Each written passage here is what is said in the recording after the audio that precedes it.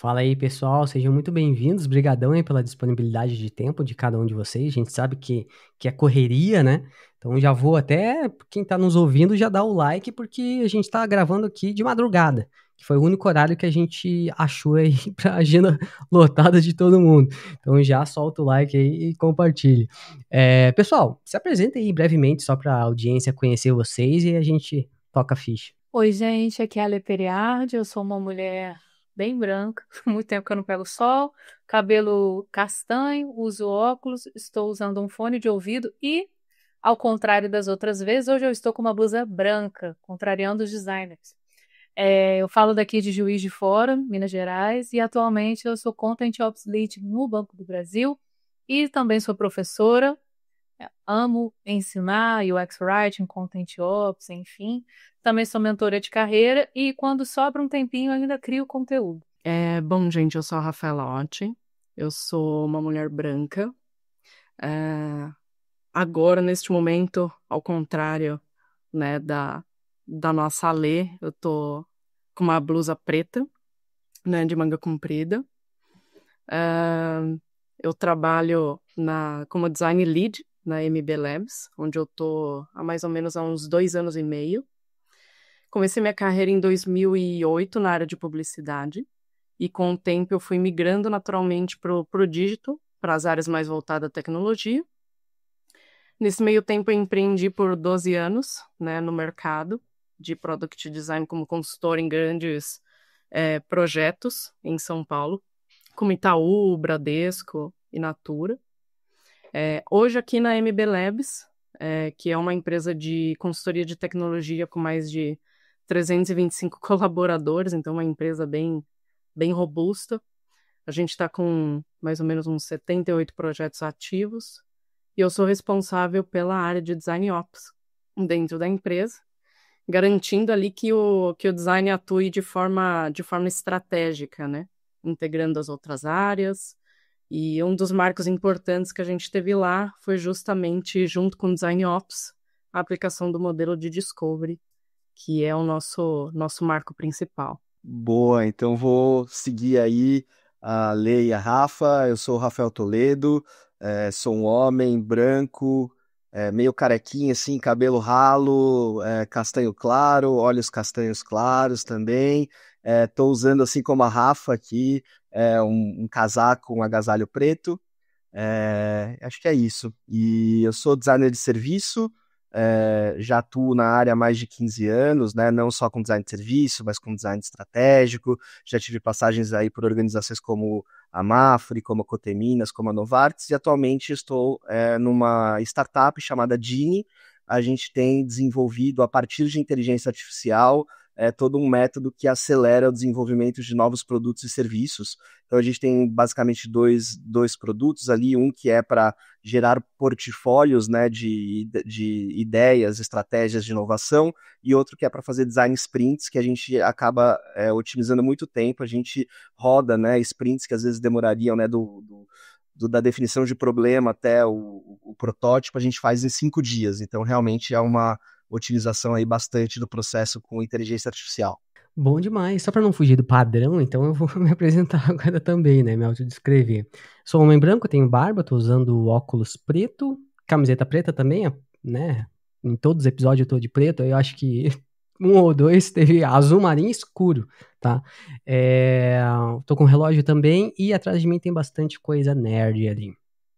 Pessoal, diferente dos episódios anteriores, eu chamei vocês aqui pra gente falar um pouco sobre o impacto aí da inteligência artificial no nosso trabalho, né? Então, ouvir a opinião de vocês, enfim. Mas para a gente iniciar, mantendo o padrão dos outros episódios também, eu queria ouvir de vocês como vocês estão enxergando aí a evolução do UX. Com o passar dos anos, né, a gente está sendo mais requisitado, estamos sentando na cadeira de estratégia, voltamos a desenhar somente tela. Como é que vocês estão enxergando isso? Só para a gente dar aquela aquecida.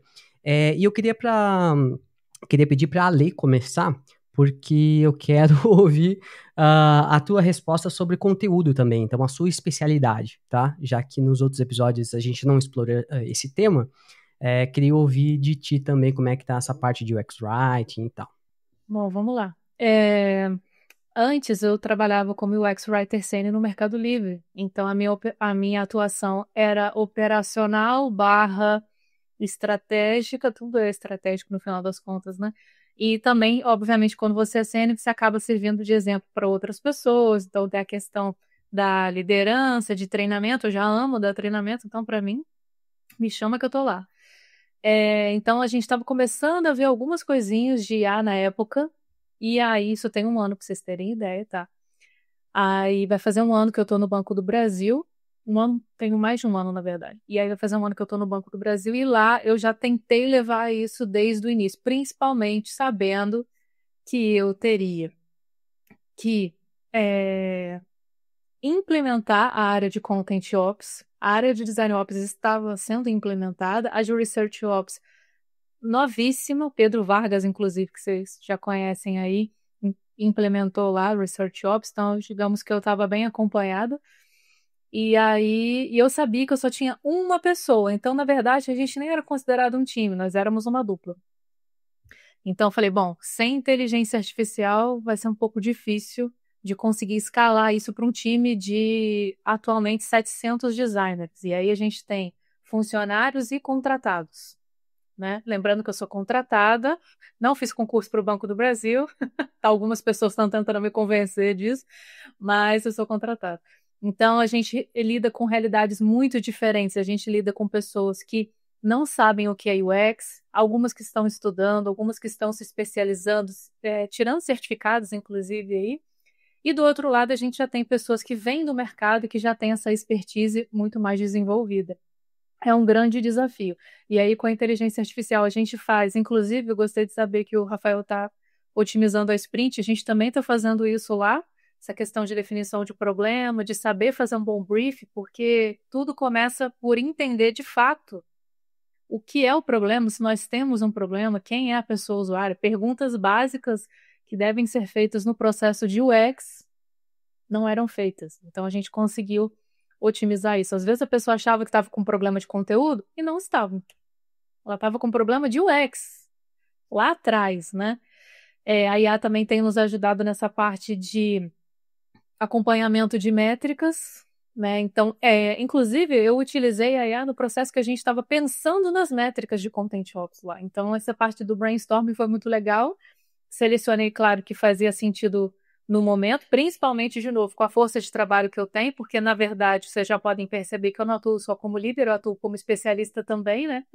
A gente senta em duas cadeiras para dar conta de entregar tudo. E aí, tentando ser mais sucinta aqui, porque, enfim, vamos lá, falei da implementação, tem os treinamentos também, inclusive eu vou dar um treinamento no próximo trimestre, vai sair como spoiler para o pessoal, porque eles não sabem disso ainda, de UX Writing e Inteligência Artificial, um treinamento que eu já ofereço no mercado, vou dar a segunda edição agora em agosto para o mercado, as inscrições estão abertas, inclusive. Não era uma publi, mas fica aí o convite. E lá dentro do banco vai ser para o próximo TRI. Além disso, a gente tem a nossa biblioteca de templates, que a gente tem muito carinho por ela, que aí o processo com a IA a gente faz tanto a parte do brainstorm das necessidades de toda a operação, porque a gente tem pesquisas internas para saber quais são as necessidades, o que merece um template ou não merece, a gente precisa de uma nova cerimônia ou não precisa de uma nova cerimônia, a gente vai implementar agora, estamos fazendo isso. A UX Writing Critique, então, que só tenha design e critique, todo mundo só fica de olho na UI e esquece completamente o conteúdo. Então, muito importante fazer isso. Inclusive, a parte de análise de resultados dos testes e pesquisas de conteúdo, eu já estou conseguindo implementar isso, utilizando a inteligência artificial. Mas, para vocês terem uma ideia, eu tive que fazer um trabalho de base muito importante antes, que era o que é UX Writing, quais são as boas práticas, por que fazer o teste de conteúdo, por que pesquisar o conteúdo. Finalmente eu consegui trabalhar isso e agora a gente já está numa outra fase, que as pessoas já estão testando, fazendo pesquisa e a gente usa a IA para otimizar as nossas cerimônias, desde fazer uma ata, uma coisa muito simples, até realmente entender o problema, analisar a pesquisa e o teste de conteúdo, propor novas soluções, inclusive propor já na fase de prototipação. Se a gente quer fazer um teste AB, a gente usa a IA para nos ajudar a pensar numa outra opção. Só que a realidade que a gente tem, diferente de vocês, e eu quero muito ouvir vocês, a gente usa o Copilot da Microsoft e a versão gratuita, porque não faz sentido eu usar a versão paga, sendo que a operação ainda não tem acesso. Estamos lutando para que tenham? Sim. Então a gente tem essa questão da ferramenta, né? Na minha vida como professora, mentora e etc., aí eu uso o ChatGPT, o Gemini, enfim, vocês já devem conhecer esses aí. Mas a gente tem essa questão que o Copilot, né, ele é bom, mas não tão interessante em alguns aspectos, assim. Então, todo duplo diamante, quando a gente pensa em conteúdo, a gente utiliza e nós estamos incentivando as pessoas a utilizarem. Aí, fechando a minha fala, por que a gente está incentivando aos poucos? Porque se você não tem uma maturidade básica, você pode usar a IA de uma forma completamente equivocada, sem senso crítico, sem estratégia, copia e cola o que está ali, porque você não tem condições no momento de saber que aquilo não está legal. Então, a gente primeiro fez esse trabalho de base para agora a gente entrar e com esse incentivo oficial pelo COE em UX, que eu faço parte, lá. E tá dando certo, assim, a gente tá tendo bons resultados. Boa, fiquei super curioso, Ale, para saber mais sobre esse curso aí e toda a sua trajetória aí como UX Writer e também, né, toda essa parte de como a inteligência artificial pode ajudar. Eu acho que super pode, né, pelos testes que eu tenho feito ali na Dini, por tudo que a gente tem feito. Sobre UX Design, em relação ao mercado, eu sinto que as organizações, né, eu acho que não é mais uma opção, né, investir em UX Writer. Desculpa, né? Cortando aqui, vamos começar de novo, né? Eu acho que não é mais uma opção as organizações investirem em UX. Eu acho que me parece que essa centralidade do cliente é algo muito importante para as organizações e, de fato, né, são, né, os designers, né, que cuidam da experiência do cliente, do usuário de ponta a ponta, que fazem isso acontecer na prática. Então, acho que grandes organizações, inclusive médias organizações, elas já estão convencidas disso. E eu acho que o papel do UX designer ele tem evoluído bastante, né? De simplesmente, né? Não é simplesmente, mas assim de entregar os resultados do discovery, as pesquisas, os achados, né? Muito para um papel mais estratégico no sentido de métricas, de mensurar o seu impacto, de entender, né, de fato qual é o resultado para o negócio desse processo de UX, de design. Então eu entendo, né, o que eu tenho visto e acompanhado no mercado são times cada vez mais preocupados com o retorno de investimento, né, para manter esses times que não são times, né? Às vezes grandes times, a gente tem que defender a existência desses times, provando o resultado prático ali, né? Aplicando, né, todas as técnicas, ferramentas e métodos de design. E aí, falando um pouco da inteligência artificial, eu acho de fato que é algo que é transformacional, assim, no design, né? Em todos os setores, né? Da economia, mas sobretudo, né, no design eu tenho sentido e usado muito a inteligência artificial como um copiloto, assim, como um assistente que vai me ajudando a cada momento, né, do processo de design a ter mais opções e a ter mais profundidade. Então, eu acho que quando a gente domina o método de design, né, a ler, por exemplo, a professora, eu também leciono, gosto muito dessa parte de educação, né? Então a gente sempre fala muito para os estudantes, né, a importância de dominar esse método, esse processo de design, então desde o espaço do problema, o espaço da solução, que quando tem que divergir, quando tem que convergir, as ferramentas, e quando você conhece esse processo, você vai guiando a IA, e não o contrário, né? Você vai guiando a IA para que ela, né, faça o processo de ponta a ponta. E o que a gente ganha né, ganhamos profundidade, porque ela tem uma base de conhecimento absurda, como é sabido. Ganhamos também, né, papéis especializados, porque a gente pode pedir para ela se comportar como diferentes profissionais ao longo desse processo, né, diferentes competências, e a gente ganha, né, essa visão de uma visão diferente da nossa, né, que vai trazendo prós e contras. Então, eu trabalho muito com a IA nesse processo de parceria mesmo, né, no processo de design, e eu acho que isso vai impactar, né, e já está impactando a forma como a gente pensa, como a gente faz design, e aí a gente pode conversar também nesse papo, mas uma coisa que a gente tem usado muito na Gini são personas sintéticas, né, então a gente tem programado, né, a IA para que ela responda e se comporte como determinada persona, e aí a gente consegue fazer entrevistas, a gente consegue fazer grupos focais, testes de usabilidade, workshops de cocriação, tudo isso usando inteligência artificial. Então, de fato, eu acho que é um novo mundo que está se abrindo aí para nós designers. Boa. Eu achei bem interessante esses pontos que o Rafa trouxe, né?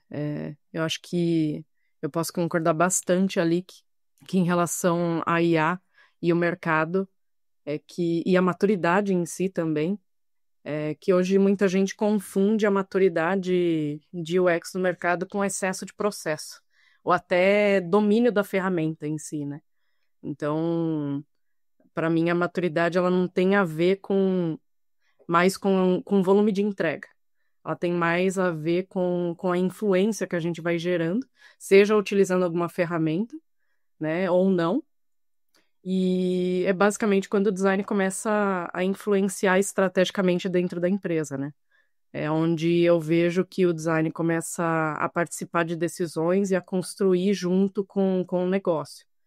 Então, até partindo nesse cenário de inteligência artificial, para mim isso cada vez mais fica mais evidente, porque a IA, ela acelerou no mercado que antes era visto como um diferencial técnico do profissional de design em si, seja ele qual for. Hoje, prototipar, escrever texto, né, construir mesmo, gerar variações visuais, pode ser feito em poucos cliques ali com a IA. Mas hoje ela tá melhorando esse aspecto nosso, né, dos processos. Então, basicamente, o que sobra é que cada vez mais para os profissionais a gente acaba tendo que exigir mais uma maturidade real mesmo, né? Ou seja, a interpretação do contexto, a conexão das áreas, né, dentro da empresa em si, não só dentro do produto, do projeto, as tomadas de decisões, porque por mais que a IA a gente tenha que ter uma certa maturidade para, como o Rafa falou agora, né, lidar com a IA. Então, a IA não pode conduzir a gente.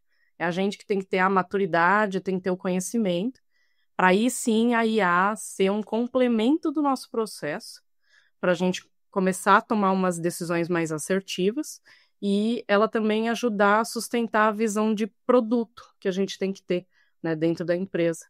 Então, eu acho que, de certa forma, o mercado ainda está amadurecendo nisso. Eu vejo muitas empresas apostando em inteligência artificial, mas sem saber nem onde o design entra nessa cadeia de valor, né, no mercado. Então, eu vejo também até muitos profissionais hoje, né, com esse assunto de IA, eles estão se sentindo, alguns se sentem até inseguros, né, que vão ser substituídos e tudo mais, mas é porque foram formados num modelo de execução, né? Então, eu sinto que esses profissionais, eles acabam ficando inseguros porque eles têm uma visão que eles são executores e não influenciadores. Então, se a gente pensar de uma forma diferente, né, assim como o Rafa falou agora, a gente tem que influenciar a IA, e a gente que tem que conduzir a IA, se a gente pensar dessa forma, claramente a gente consegue utilizar a inteligência artificial mais como um agregador para a gente no nosso dia a dia. Então, até falando um pouco de Ops ali, né? Quem entende de Design Ops, quem já atua com uma operação estruturada na empresa, sabe que a IA não substitui a nossa maturidade. Esse que é o ponto, né? Ela só escancara, na verdade, a falta da maturidade que a gente tem dentro dos times, às vezes, que acontece. Então, por isso eu acredito que o papel de UX hoje no mercado, ele é menos sobre entregar e mais sobre sustentar o que você está passando ali dentro do processo, né? Dentro do projeto, dentro do produto. Então, o desafio junto com a IA hoje para os profissionais, eles terem essa capacidade de sustentar a clareza que eles têm que trazer do produto, a visão, o alinhamento em si do que eles estão trazendo e o valor, que é isso que no final importa, né? Não só o resultado, mas o valor agregado que a gente traz. Então, nesse ponto, eu acho que nenhuma inteligência artificial vai conseguir trazer isso, né? É nós e com a nossa maturidade que consegue agregar esse valor para o produto. Muito bom. É um potencializador, né?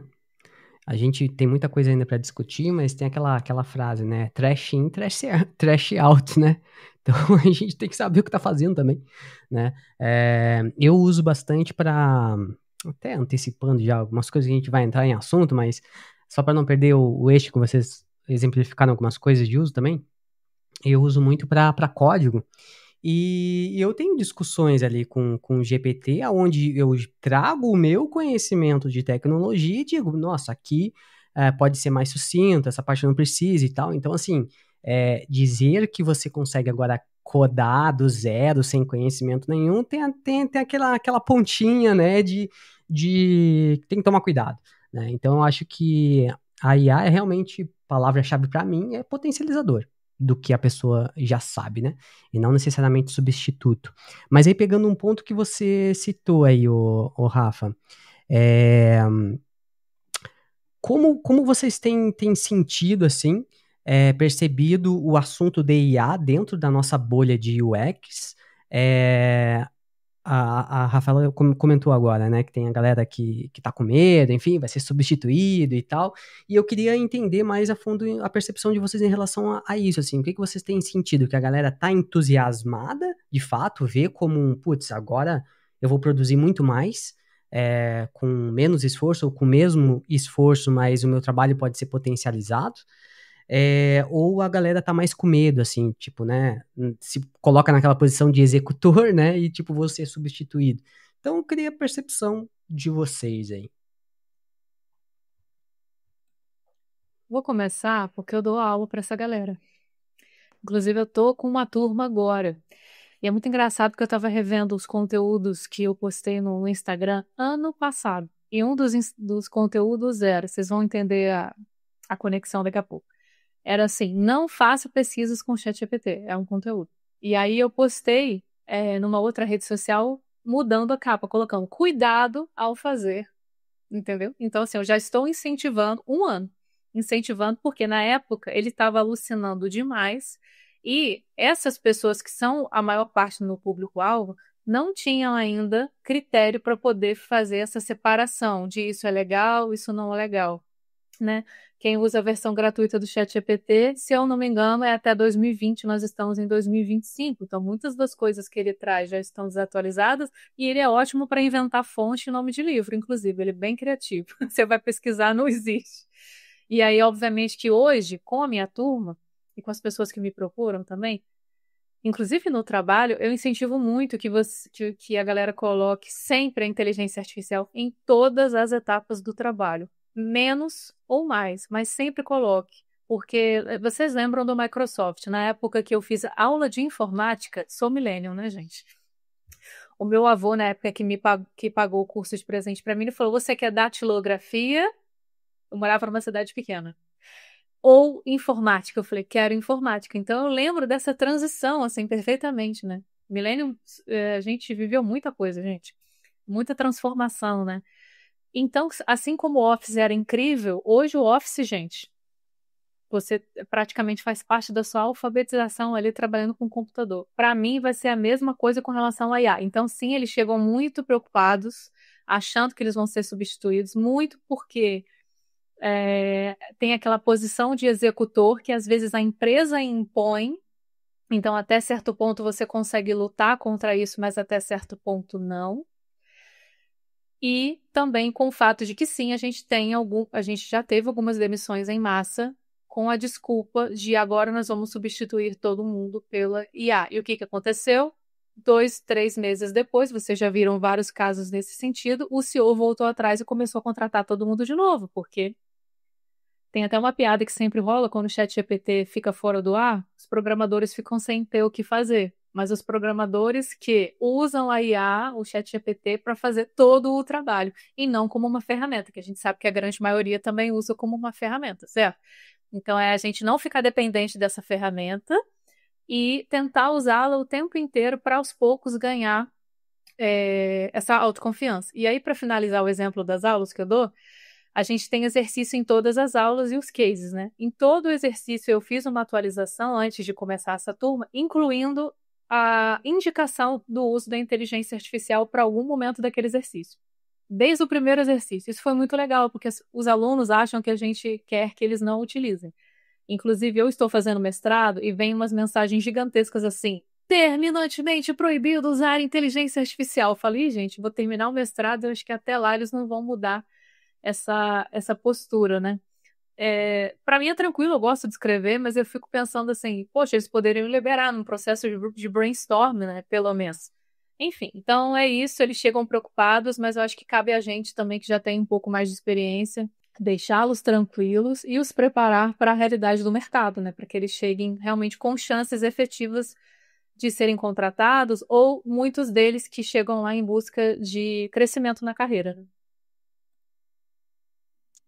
Boa, Ale, eu também tenho, né, essa experiência aí com estudantes tanto da graduação quanto da pós, né? E eu sinto também isso, né, de que existe um receio, mas de que quando eles começam a entender que a IA pode ser esse parceiro criativo, né, e quando eles começam a entender que é possível incorporar alguns rituais com IA no método de projeto de design, isso começa a ser desmistificado, porque eles entendem que eles podem controlar a ferramenta, né, e não é a ferramenta que vai controlar, né, na verdade é a gente que conduz esse processo, né. E aí o que eu sinto é que existem, né, os negacionistas, né, então existem designers que falam, olha, isso não funciona, alucina muito, não serve para usar para design estratégico, né, para estratégia de design, só serve para a gente fazer alguns protótipos, algumas coisas, mas mesmo assim não é tão bom, né, não é o craft que eu costumo usar, então eu sinto que existe ainda uma resistência de alguns designers. Sinto que existem aqueles, né, que entendem que isso está sendo transformado, mas não sabem muito por onde começar a utilizar. E, obviamente, que tem os entusiastas, né, acho que eu faço parte desse grupo, né, que estão experimentando muitas coisas, né, porque eu acho que a IA está aí, né, ela abre para a gente essas portas para experimentação.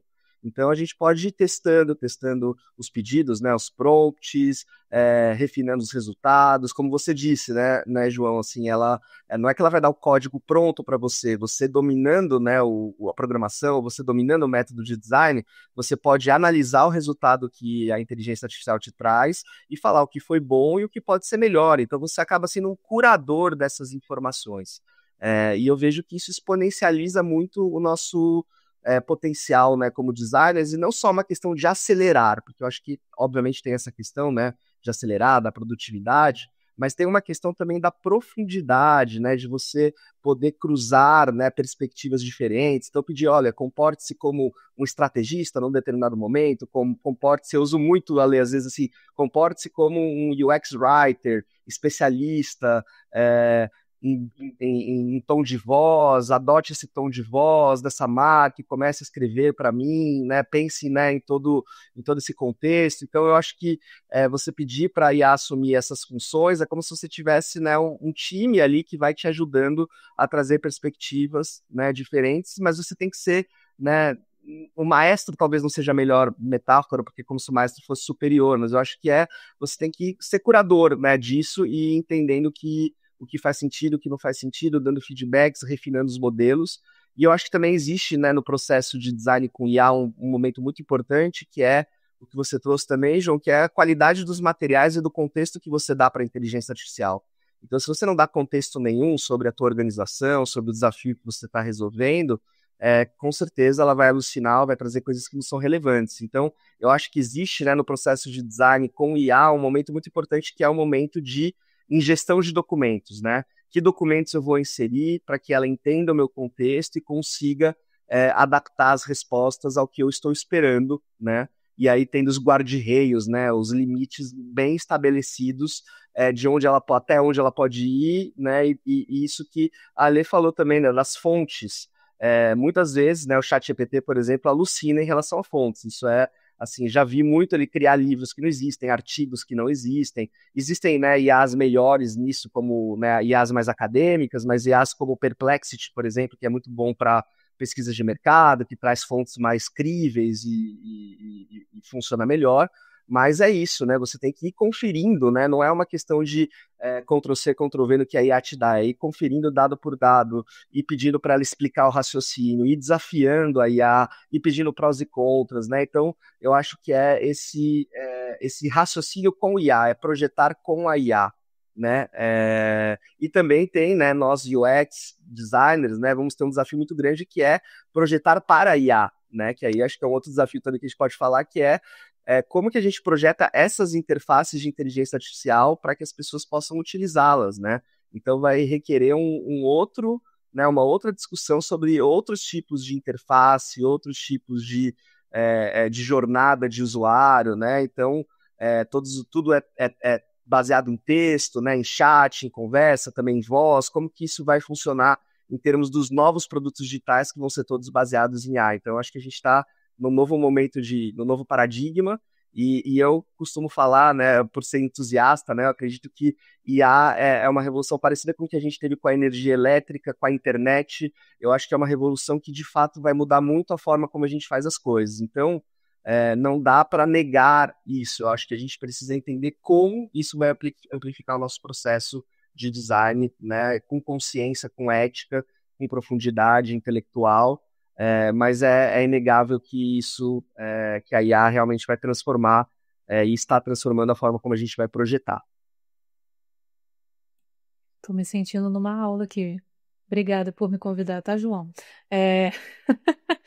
Vou fazer um Até comentário. parece, Ale. Não, é sério, tô aprendendo muito com vocês. Vocês são muito chiques para falar também, é ótimo. Que a gente está falando de soft skill, né? Então, essa questão de saber apresentar bem. Enfim, depois do meu elogio, deixa eu só fazer um comentário. Você falou de curadoria. Essa palavra ela é mágica. Como é que você consegue fazer uma curadoria se você não tem repertório e contexto?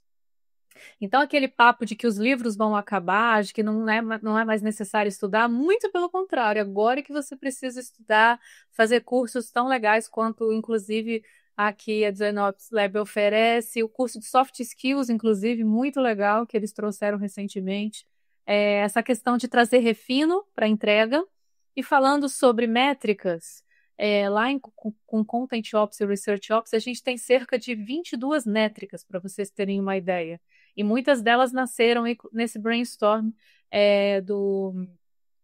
com a IA, ao ponto de que tudo que a gente faz, a gente pensa quantas métricas fazem sentido a gente utilizar para poder mostrar o valor e provar que, na verdade, a gente tem 700 designers, mas a gente precisa de mais. Por exemplo, a gente tem pouquíssimos UX Writers, vocês já devem imaginar. Então, até para você saber fazer o esquema do roleplay, de haja como um UX Writer, você tem que saber que a obra que a gente tem como embasamento é redação estratégica para UX, os livros do Bruno Rodrigues, que é maravilhoso, inclusive está fazendo o doutorado dele em Prompt Writing. Fica aí a dica, João, para o próximo convidado de conteúdo, seu Bruno. Você tem que estudar essa disciplina para você saber passar, porque senão fica tudo muito básico, inclusive o output que ele te traz. E aí, para fechar o meu comentário, às vezes a gente oferece consultoria de UX Writing, e aí a pessoa chega e fala assim, é porque eu fiz o conteúdo usando o Copilot. Eu falo, mas não tem nenhum problema, vamos ver o que a gente pode melhorar. E geralmente, gente, o que eu percebo hoje como uma limitação da IA, falando dessa questão da curadoria, é que ela não sabe ainda aplicar a voz e o tom corretamente, muitas vezes por causa que o prompt não foi bem feito lá atrás, e conteúdo, inclusive, falando aí dia 15 de maio aí, né, o dia do GAD, acessibilidade e tal, tão em alta, inclusive vem aí umas leis, não só na União Europeia, mas aqui no Brasil, que as empresas vão ser mais cobradas pela questão da acessibilidade, e como diz o Marcelo Salles, a acessibilidade começa pelo conteúdo. Então, essa questão do conteúdo inclusive, ela não é ainda tão safa, digamos assim, para poder produzir. Por quê? A língua portuguesa é maravilhosa, mas ela tem muita marcação de gênero, ao contrário de outros idiomas. Então, a questão da localização do conteúdo também, a gente com essa atualização do Figma em português, pode ser que melhore. A gente está testando, inclusive. Mas essa curadoria e esse refino, principalmente em conteúdo, ela é muito importante. Então, era essa observação que eu queria trazer. Eu achei bem legal esse ponto que você levantou, até por conta do nosso idioma, né? E aí a gente está tão acostumado, né? Obviamente, com o nosso idioma, nós somos nativos dele, e a gente acaba não tendo, né, essa atenção, né, da complexidade que a gente vive no dia a dia, né? E a gente consegue perceber isso na parte da IA mesmo, né? Ela mesma tem a dificuldade dela, né? Para tratar esses pontos. Então, igual você comentou agora, né? Imagine se a gente não tivesse essa responsabilidade de não se atualizar, né? E de entender que a gente, agora com a inteligência artificial, ainda mais a gente tem que se atualizar e entender cada vez mais do conteúdo. Justamente, primeiro, para a gente não dar total a voz para a inteligência artificial, no sentido de que, partindo do princípio que ela foi criada por nós, né? Então, esse é um ponto, ela não foi criada do nada.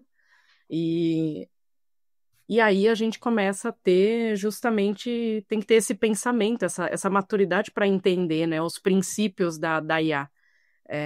Esse é um ponto que eu vejo, o mercado ele tá tão empolgado, de certa forma, né, com a inteligência artificial, com tudo, com essa revolução que está acontecendo, e é nítido que muita gente ainda está perdida com relação a isso, né? O que realmente a inteligência artificial significa, principalmente para o trabalho do product designer, do UX, enfim. Eu sinto que tem um barulho enorme no mercado ainda por conta disso, né? Isso é muito recente. Muita gente se sentindo, muito profissional se sentindo pressionado a dominar a inteligência artificial, de certa forma, mas pouca gente se sente realmente segura com que isso muda na prática.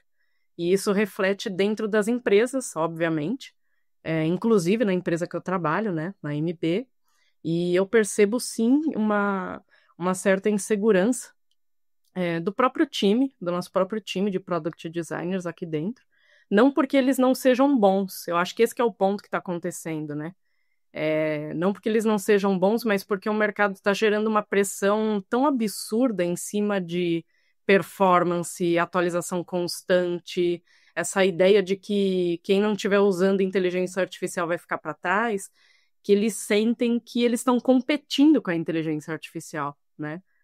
O que antes a gente ficava preocupado dentro da empresa de, entre aspas, competir, né? A gente sempre está querendo entregar o nosso melhor, sempre está querendo melhorar, evoluir dentro da empresa. A sensação que eu vejo de algumas pessoas do nosso time é que eles estão competindo com uma inteligência artificial, né? E de maneira nenhuma. Só que isso acaba gerando uma bagunça, primeiro, emocional, que isso atinge diretamente nas soft skills. Você consegue perceber esses altos e baixos acontecendo. E isso acaba destruindo a autoconfiança de muita gente boa, né? Então eu acho que, de certa forma, o que eu tenho feito como liderança, de certa forma, ali dentro, é abrir espaço para conversa real sobre isso, não demonstrar para eles que eles usarem a inteligência artificial é sinal que eles estão dando passo para trás, né? Muito pelo contrário, né? Eles estão dando passos para frente e, querendo ou não, eles estão tendo um autoconhecimento. Eu consigo perceber que até na minha própria rotina mesmo, de Ops, a inteligência artificial eu uso ela muito como ferramenta de parâmetro se eu estou indo na direção certa ou não. Ela é meu balizador muitas vezes, né? Quantas vezes, e isso é até natural, a gente às vezes pode ter uma ideia mirabolante, a gente antes ficava perdido, inseguro, será que eu vou por aqui, eu vou por ali? E eu sinto que a inteligência artificial, ela dá esse... Ela não precisa dar uma certeza para a gente, mas ela faz com que a gente consiga exercitar nossa autoconfiança. Então, eu acho que é um bom uso da inteligência artificial. Então, por isso eu sempre reforço. A inteligência artificial, ela não substitui o pensamento, não substitui o nosso repertório, nem a nossa capacidade crítica de enxergar as coisas, né? No dia a dia, né, vocês sabem, a gente lida ali com vários perfis de clientes, né? Então, ali na MB, a gente tem vários perfis de clientes, um cliente mais sensível, um cliente que tem mais conhecimento de tecnologia, e não tem como você passar isso para a inteligência artificial. É o feeling do ser humano, não tem como, né? E aí eu acabo vendo que a inteligência artificial, na verdade, ela tá dando uma voz para a gente, né? Ela tá fazendo a gente conseguir perceber nossos pontos fortes, né?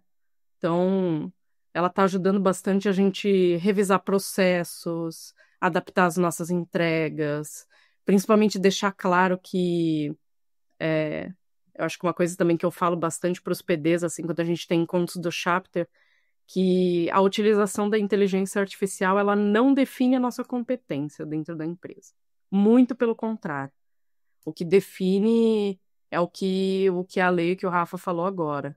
Cada vez mais a gente entender que para usar a inteligência artificial, a gente tem que saber mais que ela.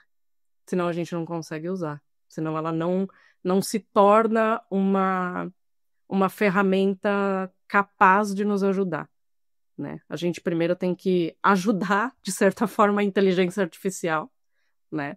Para aí sim ela trazer o resultado que a gente precisa. Então, é legal enfatizar que, querendo ou não, a inteligência continua sendo artificial e a gente continua sendo 100% humano no processo. E eu acho que isso que é legal dessa parte, dessa mistura aí do mercado que está se tornando agora, dessa revolução.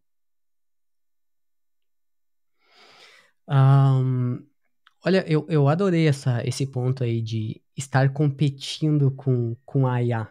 E isso me fez pensar aqui, tá? E aí eu até quero trazer uma reflexão. Será que esse ato de competir com a IA, será que isso não é reflexo de como algumas empresas estão abordando IA, essa tecnologia ali dentro? Por exemplo, digamos que eu tenha 3 devs e um deles consegue produzir por mais 2 usando IA. E daí a empresa decide demitir as outras pessoas, dar uma enxugada por enxergar que vai continuar fazendo a mesma coisa, ou talvez mais, com menos pessoas. Só que, na verdade, aí já dando a minha opinião, eu acho que isso não deveria ser dessa via, e sim a via de potencializar todo mundo. Então, de fato, manter os 3, mas os 3 vão produzir por mais 3. De fato, potencializar isso. E não enxugar. Enfim, vou deixar vocês falando aí, mas eu quero trazer essa reflexão de fato. Vocês percebem da mesma forma? Vocês acham que faz sentido essa competição, esse medo, esse receio da galera também? Por causa disso? Eu acho, João, assim, faz sentido, mas eu fico pensando aqui, até tem um estudo, né, que é muito legal da Harvard, que eles fizeram com a Procter Gamble, né, e aí eles fizeram, o artigo eu tô aqui para ler, é The Cybernetic Teammate, né, então colega cibernético.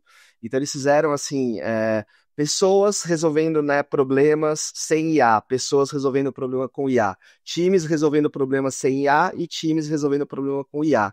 E o resultado é impressionante, assim, porque a gente vê que os times que usam IA para resolver problemas, né, os 10% dos resultados melhores, né, que esses times obtiveram, é muito maior, né, assim, o delta, a variação entre os times que não usaram IA é muito drástico, assim, a gente vê que realmente existe uma variação muito grande, né, no potencial das boas soluções quando se usa IA e ainda mais um time utilizando IA.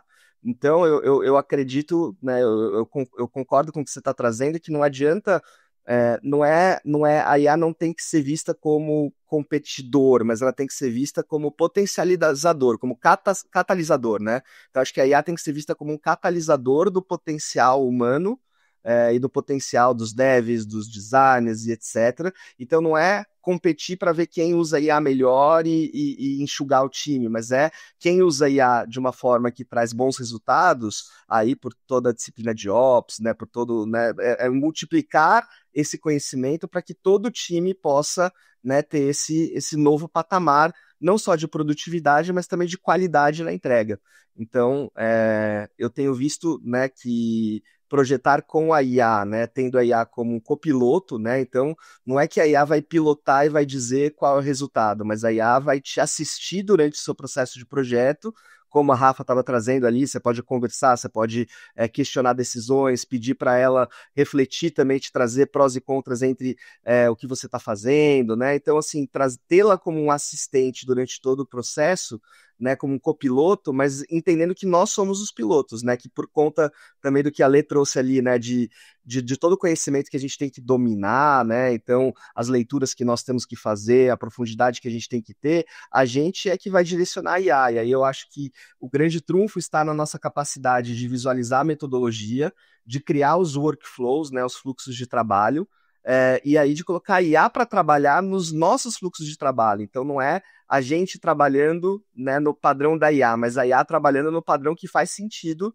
para nós humanos e para o negócio que a gente conhece, para gerar impacto para o cliente. Então, essa nossa sensibilidade nunca vai ser perdida. Eu acho que a ideia é a gente direcionar a IA para entregar os melhores resultados para o negócio, para as pessoas, e não ter essa visão, né, da competição, mas sim da colaboração, de como ela pode exponencializar os bons resultados que os times já têm. Vou dar um exemplo que você falou. A gente estava dando uma consultoria para uma pessoa que estava fazendo a primeira pesquisa de conteúdo dela. Então, ela fez o teste marca-texto, alguns de vocês devem conhecer, e aí ela queria entender a porcentagem de palavras que foram marcadas, os trechos. Eu trouxe essa ideia para ela, porque ela não tinha pensado nessa possibilidade de trazer isso em dados para o pessoal de negócio entender, né, a porcentagem do conteúdo que foi bem avaliado, que foi mal avaliado, e por que esse feedback qualitativo a gente pegou com os entrevistados. E aí eu falei, olha, a gente tem um número de dados muito grande, por que a gente não usa o Copilot para ajudar a analisar? E aí eu gostaria que vocês pensassem junto comigo. A gente simplesmente vai colocar os dados ali, copiar e colar o que o Copilot nos trouxe e falar numa reunião, sem antes ler e analisar criticamente? Não podemos fazer isso. E aí ela falou assim, não, porque ele falou que 85% foi resultado negativo. Eu falei, tem algo muito errado, porque eu participei de todas as entrevistas e não foi isso que eu vi ali. Vamos analisar de novo? Aí a gente foi um por um nos trechos que ele falou que eram negativos. E não tinha nada de negativo, gente. Era positivo, era um elogio ao texto. Ah, esse texto está claro, ele é fácil de entender, ele é intuitivo. E aí que vem esse cuidado de analisar o que saiu, porque isso pode comprometer o seu trabalho. E a palavra-chave é a questão do ajudar, né? Sabe quando o chat ele traz um resultado que você não fica satisfeito? Por que você não fica satisfeito? Porque você tem repertório e você sabe o que você quer. O que você faz? Você refaz e você fecha o chat GPT? Não faça isso. É uma dica que eu dei para o pessoal, inclusive. Você refaz e você fala Copilot, ou ChatGPT, ou Perplexo, enfim, é isso que eu queria. Porque aí você vai treinar e você vai mostrar, eu queria por causa disso e disso. Tem uma coisa que eu faço muito também para fechar essas mini dicas aí. Você pede para fazer uma análise de um texto que você já leu. E aí você tem a sua análise, única análise do chat. Eu gosto muito de perguntar assim para ele, estilo que a gente faz em teste de usabilidade. Tem alguma coisa que eu não perguntei que você acha que eu deveria ter perguntado, né?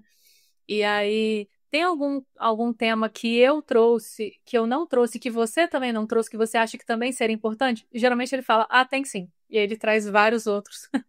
E você acaba fazendo essa curadoria depois. Então, essa questão da postura das empresas, João, vem muito também da segurança ou da insegurança que a empresa traz para a pessoa, porque eu entendo o que o Rafael falou, mas e se a empresa fica fazendo esse joguinho psicológico, falando que vai demitir os funcionários. Então, é também pensar um pouquinho nesse outro lado, né, que nem sempre é tão legal. Eu estava pensando aqui, Ale, que você estava justamente falando desses pontos, e eu lembro que eu sempre fui muito curiosa, assim, né, de saber como que, até como a ferramenta se compara com a gente, né, o que ela tem de complexo que a gente não tem e vice-versa. Sempre tive essa curiosidade, assim, e eu lembro uma coisa que me chamou muito a atenção quando começou a vir essa onda de inteligência artificial, e aí eu fui estudar mais profundamente, e entender o quanto que ela se conecta com o nosso próprio sistema cognitivo, né? Então, ela tem o sistema cognitivo dela, igual nós, seres humanos, e eu sempre fui usando a inteligência artificial para aprender mesmo no dia a dia, e fui cada vez mais mergulhando nos estudos, e aí ficou claro para mim que a IA ela não pensa, ela processa dados, né? Ela processa os pensamentos, a gente que pensa por ela, e ela só processa aquilo, que é exatamente isso que você falou agora há pouco, né? A gente tem que ter o nosso repertório para falar com ela, então a gente tem que trazer a base para ela processar o que a gente quer. Então foi aí que a minha chave de entender o que a IA como ela tá evoluindo no mercado, me gerou mais segurança do que insegurança. Porque a IA, para mim, eu entendo que ela funciona como uma extensão do nosso raciocínio.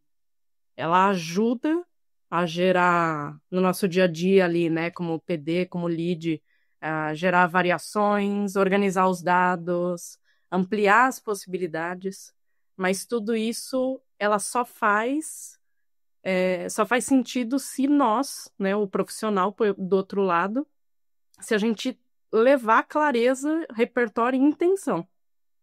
Eu acho que esse que é o ponto. Ela não consegue entender. Se você não explicar direito para a IA o que você quer, ela vai entregar o que ela acha que é. E é isso.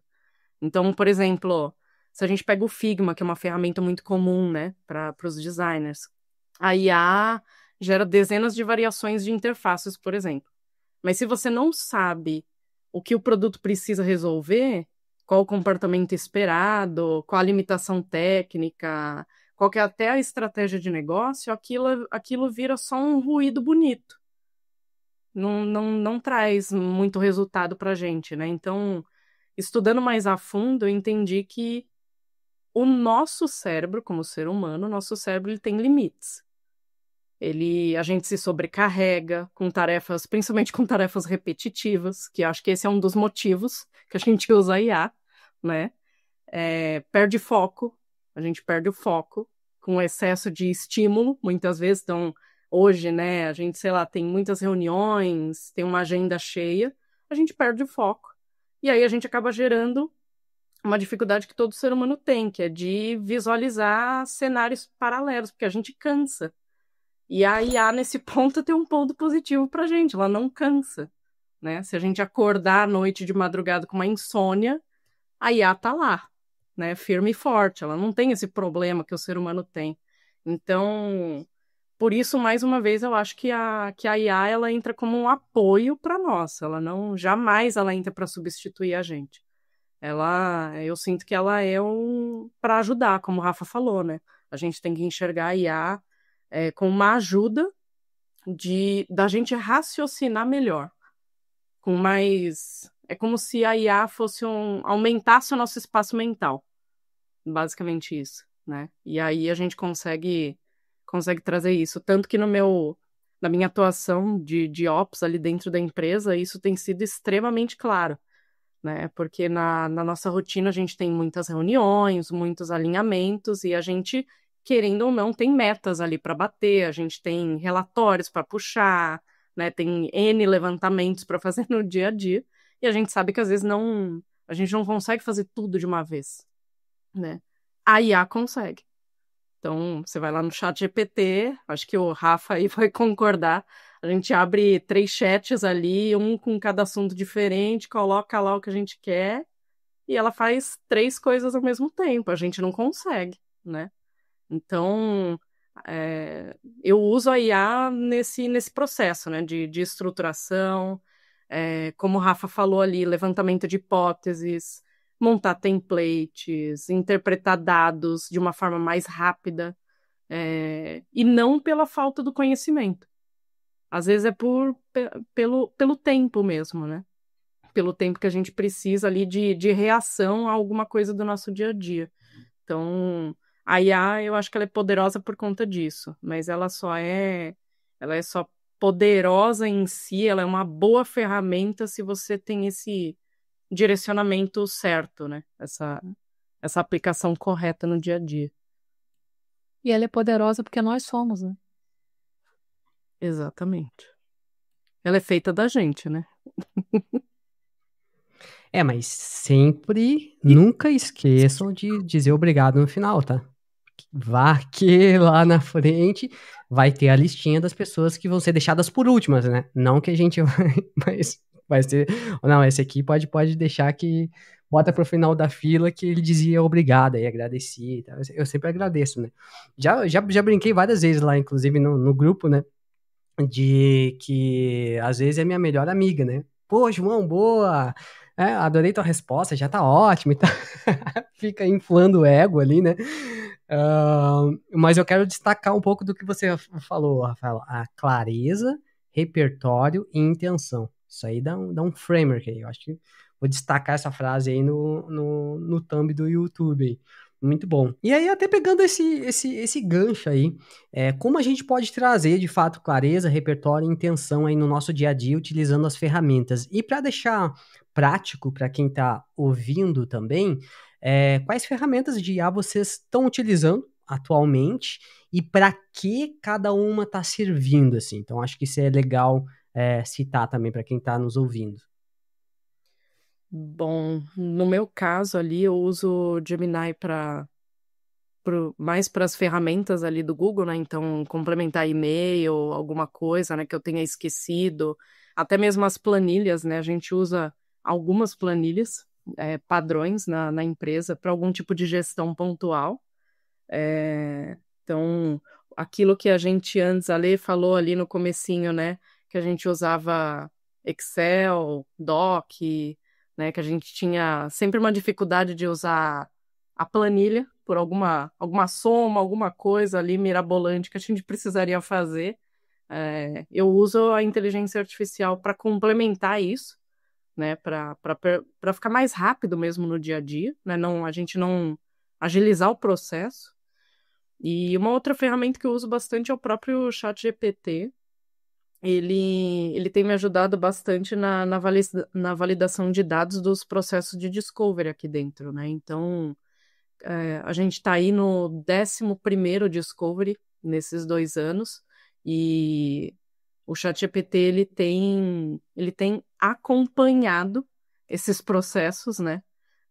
Então, cada vez mais eu consigo refinar os templates próprios do Figma.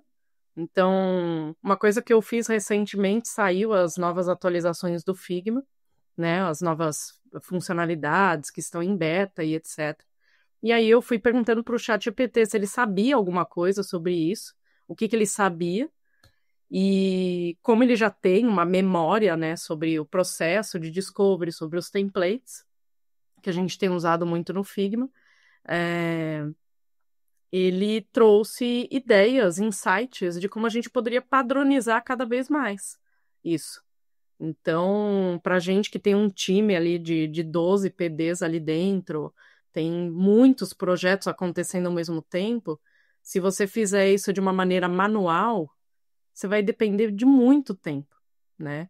Então, eu acho que é uma certa inteligência da minha parte usar a inteligência artificial para melhorar isso. Então, utilizar esse benefício da memória, né, do ChatGPT e na prática ali, cada discovery que entra, eu bato um papo com o ChatGPT, falo de um contexto com ele, porque muitas vezes o que acontece, O discovery, geralmente, ele parte do princípio que o cliente não sabe o que ele quer. Justamente por isso que a gente aplica o discovery, né? Para descobrir algo. E como a gente trata com outras pessoas de outros times, né? Um tech lead, um PO, um PM, nem sempre eles também estão embasados no mesmo repertório que os PDs estão, né? Que eu estou ali, né? Eu preciso muitas vezes falar e alinhar com alguém que tem o mesmo direcionamento, para ver se o caminho que eu tô querendo seguir é válido, né? Por isso que eu falei daquele ponto da clareza, do repertório. Então, por isso que é importante, é, como a Lê falou ali desde o começo, a gente ter o próprio conhecimento para a gente direcionar o chat, para ele criar uma memória, ele entender qual que é a nossa intenção ali, porque a nossa intenção é a intenção mais sincera de todas, a gente quer melhorar o processo. A gente não quer burlar sistema, a gente não quer ser esperto ou quer sair na frente mais que o outro. A gente está usando a ferramenta para a gente validar e talvez até mitigar algum risco no processo, né? Não tem como a gente saber algum risco que a gente esteja criando. Às vezes a gente está criando algum risco no processo e a gente não sabe, né? A gente está sempre em aprendizado. Então, eu acho que essa parte do repertório, da clareza ali que eu pontuei, na prática é isso, né? A gente fazer essa utilização da inteligência artificial realmente com inteligência, partir da nossa inteligência ali de pensamento. Boa, acho que eu vou pegar aqui carona no que a Rafa falou. Eu gostei muito, né, dessa ideia da clareza do repertório e da intenção, né? Então, pensando até nesse framework, né, que o João vai criar aí pra gente, né? Mas pensando um pouquinho nesse framework de clareza, repertório e intenção, eu acho que no meu uso da IA, eu tento sempre fazer meio que, sei lá, um metaprojeto, né? O projeto do projeto. Então, assim, pensar um pouco quais são os passos, né? Então, né, para uma tarefa complexa, por exemplo, vai desenhar um blueprint, né? Eu sou designer de serviço. Então, eu uso bastante a IA, né? Também nesses outputs, né? Então, já gerei blueprints com a IA. Mas para a gente chegar ali, né, existe uma série de passos que a gente precisa dar com a IA, né? Então, primeiro a gente precisa dar essa clareza, né? E aí eu tô falando do chat GPT. Para mim, o chat GPT ele é meio que a espinha dorsal de tudo que eu faço, tá? Então, assim, dar essa clareza para o chat GPT, dar esse contexto, né, para que ele entenda, né, qual é o contexto do projeto, da empresa que eu estou trabalhando e etc.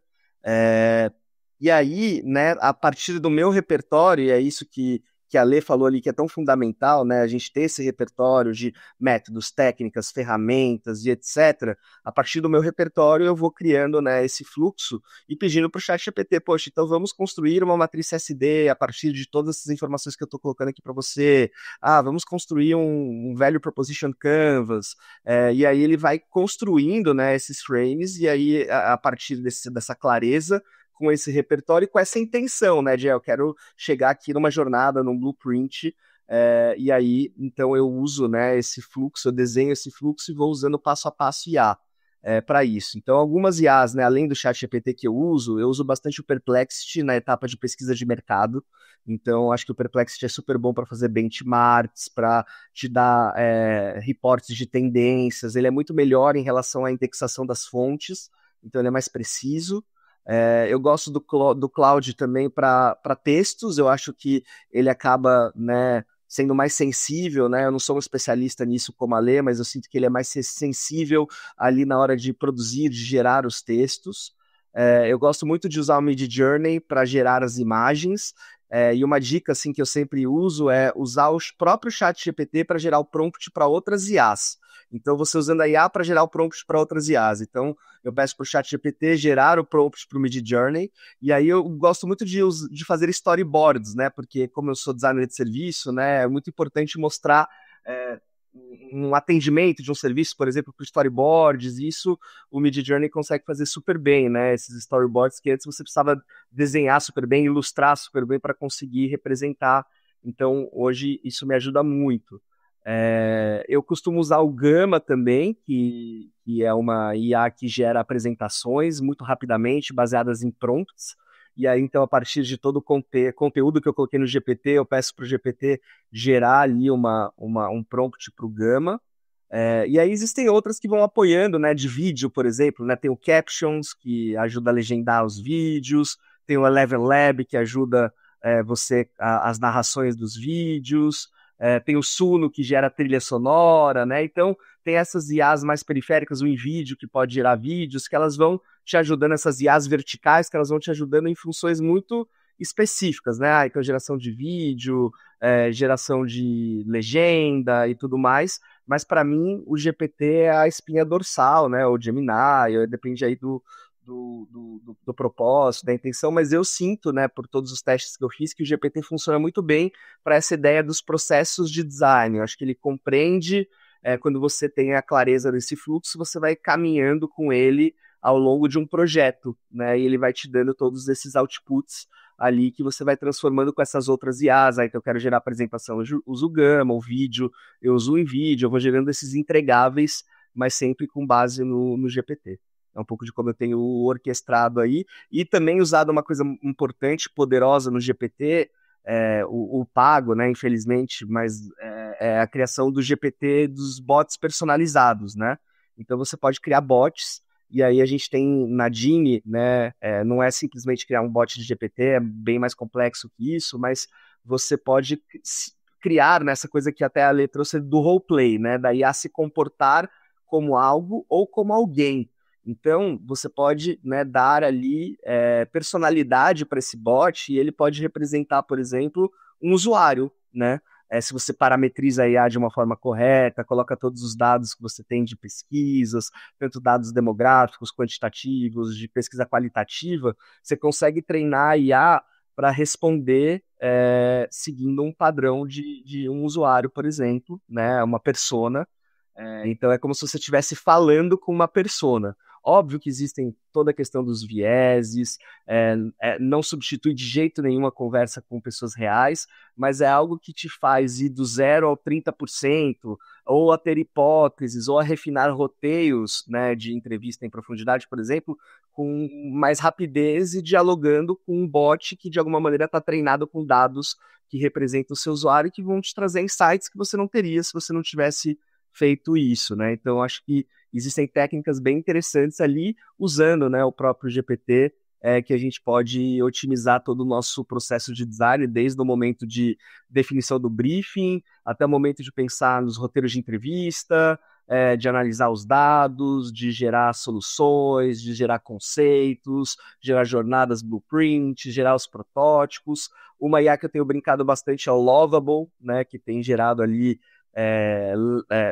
via prompt, né, ele gera sites, aplicativos, né, que tem ali, que são funcionais, né, então te ajuda também a prototipar. O próprio Miro tem IA embarcada, né, então às vezes quando eu uso os boards no Miro, eu quero que ele sintetize os post-its em uma frase, por exemplo. Eu junto todos os post-its e peço para ele clusterizar para mim, e aí ele clusteriza. Então eu acho que entender, né, que no processo de design existem esses momentos que você vai co-criando, trabalhando junto com a IA para otimizar a sua produtividade, para trazer também outros pontos de vista e também profundidade ali nos momentos que você não teria sozinho, né?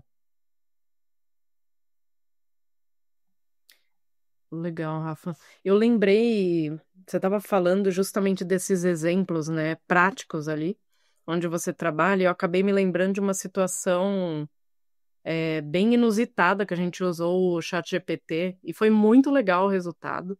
A gente estava fazendo um discovery e o cliente já veio com um produto, então imagine um produto que já tem há 11 anos no mercado, aplicativo antigo, e a gente queria saber qual que era a complexidade do desenvolvimento desse aplicativo. Então, a gente estava lá com vaga aberta, né, para tentar achar uma pessoa alocada para ficar ali para fazer isso, para fazer essa varredura no código do cliente, do aplicativo. E aí o tech lead, né, que estava no Discovery junto comigo, ele falou assim, acho que eu vou testar uma coisa. Ele pediu para o cliente, né, a aplicação, né, então todo o código-fonte do aplicativo, zipou, ele criou um zip, jogou para o ChatGPT. O ChatGPT, ele conseguiu mapear toda a documentação do aplicativo. Isso ele demorou umas 2 horas e meia, né? Então, o que eu quero levantar o ponto aqui, olha, até em relação à visão de negócio, a economia que você teve de alocação e não querendo dizer que você está excluindo alguém. Porque, na verdade, você precisou de alguém para pensar na utilização do ChatGPT para você melhorar ali o escopo, você realmente, imagine, se nem o cliente sabia o que ele tinha no código-fonte, então como que a gente ia descobrir, né? A gente ia passar, sei lá, 1, 2, 3 semanas, né, fazendo esse levantamento, e o ChatGPT em 2 horas e meia, ele simplesmente trouxe o resultado. Então ele trouxe gaps do código, códigos que o cliente estava deixando oculto, como comentado, né, que ele nunca tinha utilizado. Então, assim, foi fantástico. Então, na hora de realmente produzir o Discovery, a gente estava com isso mapeado e a gente partiu daquela base ali. Então, assim, mais uma vez, o ChatGPT realmente trazendo um resultado ali para a gente, e novamente, uma clareza daquilo que a gente precisava no momento, né? Então, queria levantar esse exemplo que eu lembrei agora para vocês. Ótimo exemplo. Bom, fechando aqui, Rafael acho que já ganhou de todo mundo, porque ele adora, é um explorador das IAs. Vamos lá, falando um pouquinho da minha realidade. Como professora, consultora e tal, eu trabalho muito com o Gemini para fazer pesquisa e geração de ideias. ChatGPT e Copilot. ChatGPT, professora consultora, Copilot, Content Ops Lead lá no Banco do Brasil, que lá é Copilot.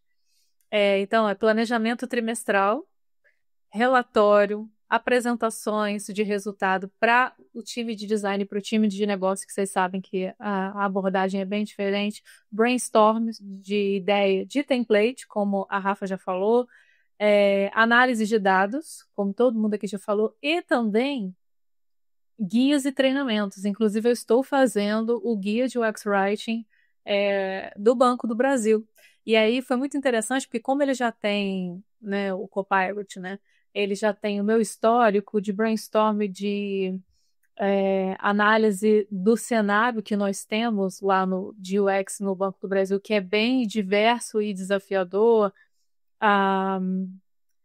O que a gente precisa melhorar como time, desenvolver, enfim, o que a gente está bem, o que a gente quer, inclusive, como planejamento, o que nós já temos de material, porque a gente tem o BB Design System e o BB Content System, então temos alguns componentes que têm esse registro, né, essa documentação de conteúdo, mas nós não temos um guia para falar da voz, do tom, conteúdo inclusivo, padrões e estilos de texto, e também uma coisa que eu queria trazer na empresa anterior, não foi possível, e aí eu consegui trazer nessa agora, que é como utilizar a inteligência artificial em todas as etapas de UX Writing. Então, eu estou trazendo isso no guia de conteúdo para deixar aquilo registrado ali, documentado, para quem tiver interesse acessar. E aí, a gente tem a nossa biblioteca de templates, que os dados do Figma nos permitem saber, através da componentização, quantos acessos a gente tem, quais times estão acessando, e o guia vai para lá. Então, vai ser muito legal, porque a gente vai conseguir medir o impacto do guia sem precisar contratar uma outra ferramenta. A Zero Height é bem famosa, mas é uma ferramenta extra, então a gente tem que pensar muito bem, né? Qual ferramenta que a gente vai incentivar o nosso contratante a, de fato, pagar. Vocês sabem muito bem que o Figma é caríssimo, então a gente precisa usar, já que estamos pagando, né? Vamos usar. E essas são as que eu uso, tá? Mas eu já anotei todas as dicas do Rafael que eu quero testar, e aí eu quero jogar uma provocação para vocês, que é: a IA vai virar estilo plataforma de streaming, que a gente tem várias assinaturas e no final a gente está pagando muito caro no final do mês? Gente, é impressionante a quantidade de streaming que eu assino, porque uma série minha legal tá aqui, aí eu gosto de os filmes de uma outra. Eu quero saber de vocês, se vocês já estão gastando muito dinheiro com isso. Pois é, imagina, Nossa, nem cada fala, um. Ale. Qualquer coisa, $20, né? Qualquer coisa para você ter o acesso, $20. Realmente, é um investimento, né? E aí você tem que pesar, né? Porque tem essas IAs muito específicas, verticais, assim, tipo Captions, que faz tradução, edita vídeo. Ele otimiza muito o meu tempo, por exemplo, mas é muito específico, né? Então aí acho que vai ter. Existem ferramentas que têm já um ecossistema de IA, né? Que elas trazem mais de uma IA também, né? E você pode utilizar. Então acho que mas vai tomar conta da nossa vida sim, eu acho, né? Acho que a gente vai ter que ter um budget para isso, né? Como empresa, cara, eu acho que vai ter que investir porque ajuda muito, né? É um assistente, não tem como.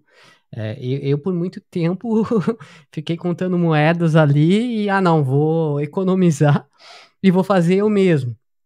Depois que comecei a investir, cara, nossa, tá doido, queria ter investido antes. Pensando até nos bastidores da escola, por exemplo, eu tenho um budget específico só para ferramenta mesmo que vai otimizar meu trabalho, sabe? E sem muito apego, assim, porque é que nem, por exemplo, se ah, o Jeff Bezos, por exemplo, passa na rua e tem US$ 100 na calçada, ele vai, ele vai deixar de ganhar muito mais dinheiro se abaixando ali para pegar US$ 100, porque ele já perdeu milhares de dólares só pelo ato e o tempo de ter se abaixado ali para pegar aquele dólar. Então, tem esse tipo de pensamento que a gente tem que ter também, porque é investimento, de fato. E ninguém tá dizendo aqui que é barato, tá? Porque US$ 20 convertendo para reais aí para vários streamings, né? Como a Lei falou, pesa aí. Pessoal, o papo tá muito bom, mas já indo aí para a finaleira, pensando no futuro, tá? Quais são as competências que vocês acreditam que nós, profissionais de UX, né, vão precisar desenvolver para se manter aí relevante no mercado, né? Até considerando que, putz, a gente está gravando aqui em começo de 2025. As coisas estão muito recentes, apesar da exponencialidade, ainda é muito sutil. O que a gente vai ver nos próximos anos talvez mude completamente muito das coisas que a gente até está conversando atualmente, né? Então eu quero só um vislumbre aí de vocês pensando em, putz, a gente tem que se manter competitivo, relevante, como a gente pode fazer isso, né?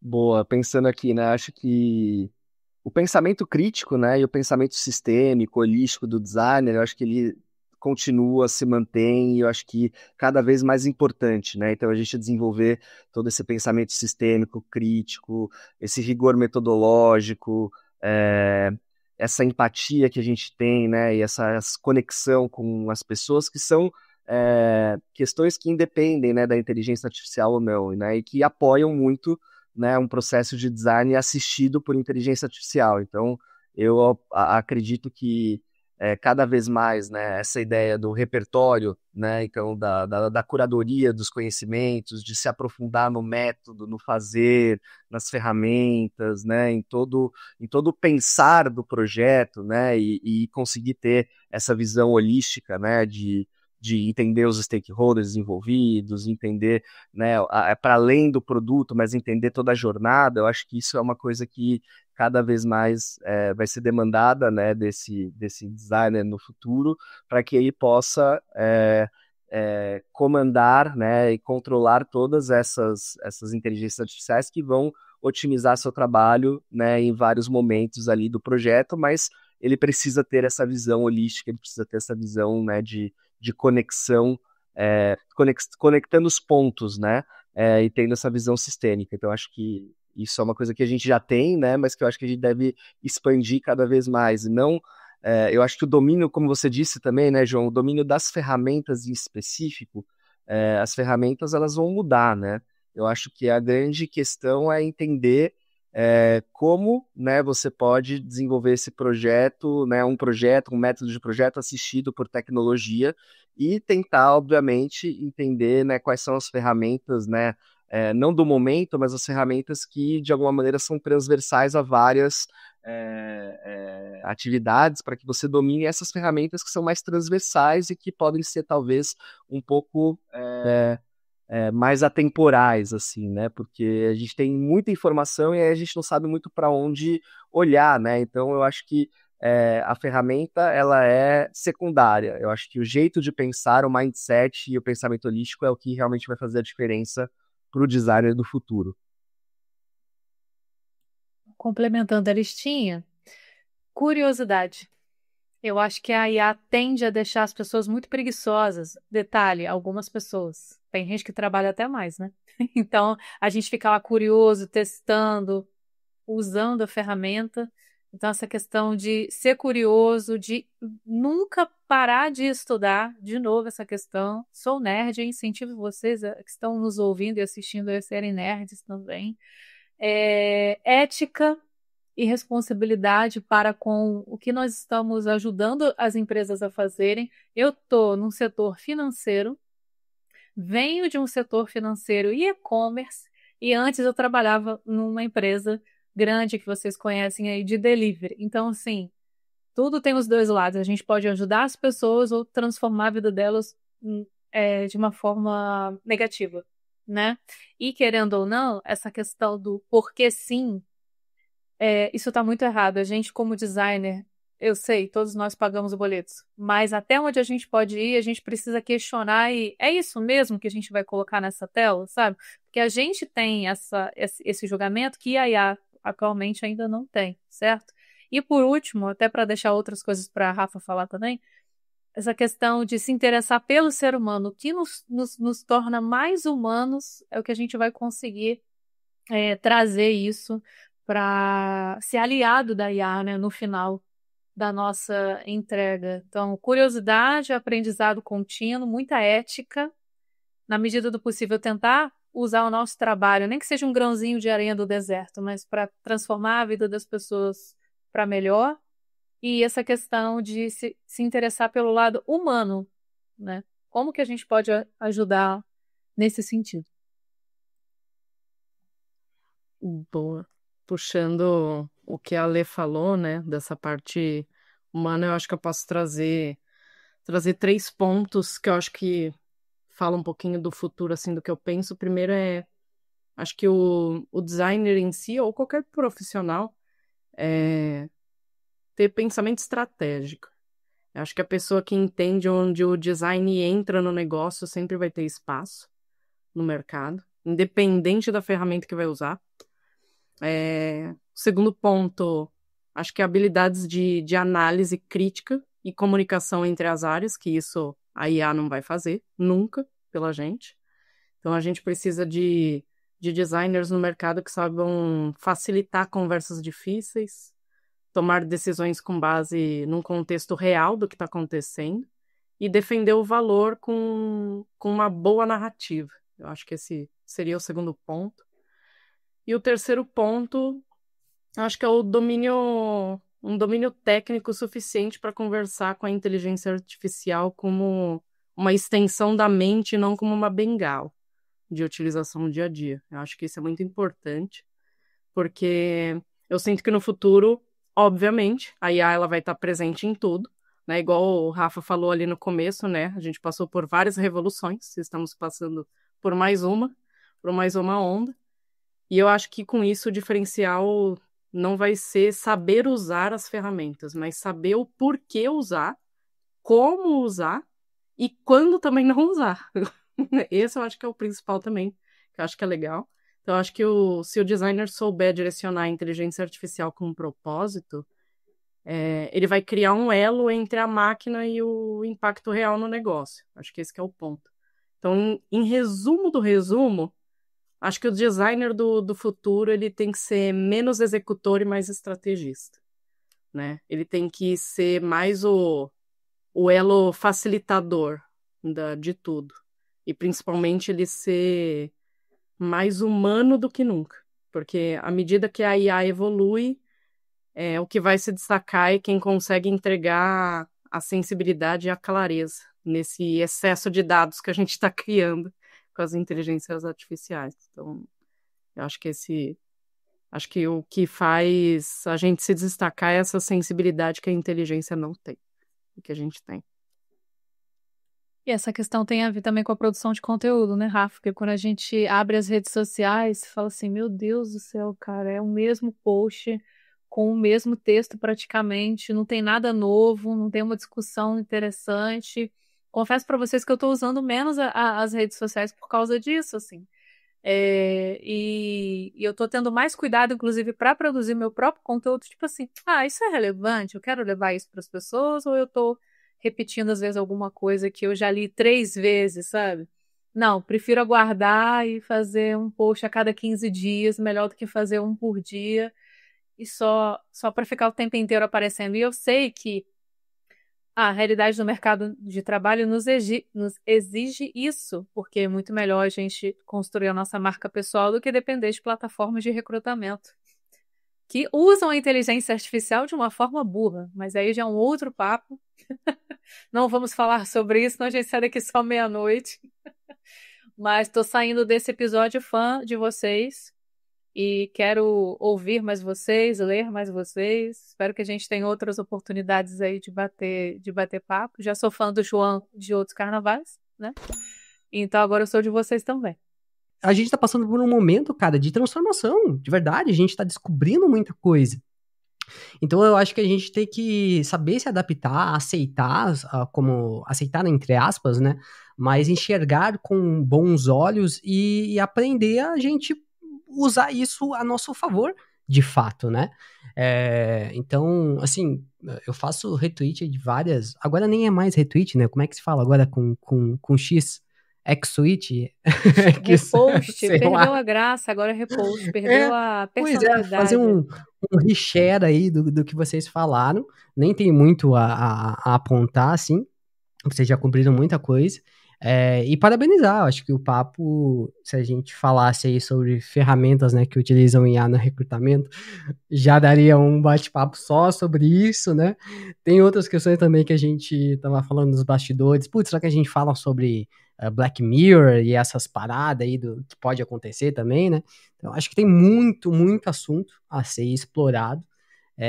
Mas eu acho que vocês conseguiram cobrir bastante coisa e parabéns aí para todo mundo e o que vocês têm desempenhado aí no dia a dia também de trabalho de vocês. Valeu aí pelo tempo.